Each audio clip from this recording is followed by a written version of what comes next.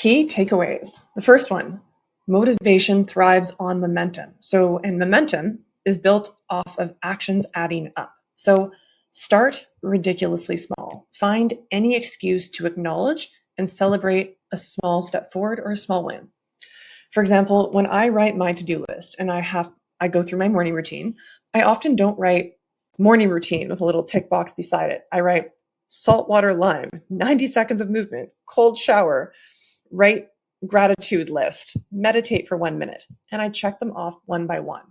And doing this list this way, finding any reason to create momentum helps us thrive to create motivation. Second, redefine your wins. Adjust your definition of winning based on your current circumstances. You can do this by looking at the past and say, am I being hard on myself? Am I doing a reasonable amount within this day to move myself forward?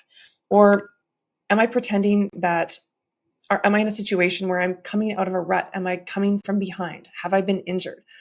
And am I comparing myself right now to my past self? And how can I just acknowledge every single step forward that I take? Next, all choices are actions.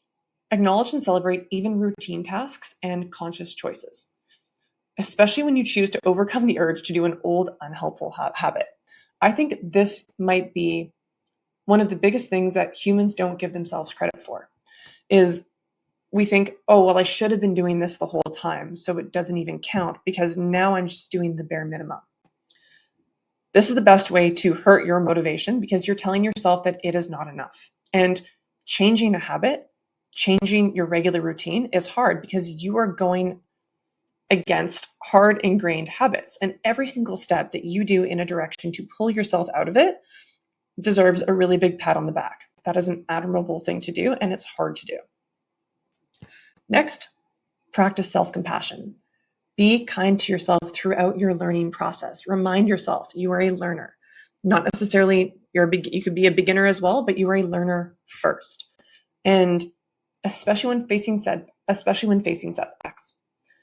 Trends of progress are also a lot more important than perfect streaks. I heard a long time ago that I believe actually in the book, How to Change, you want to be able to give yourself a mulligan. And that would be, for example, if you're thinking over the course of the week, you want to have at least 1 or 2 opportunities within that week to miss. 1 miss is okay. 2 misses is not. And setting yourself up to have flexibility, to allow for life to happen, allows us to stay on track and keep our motivation.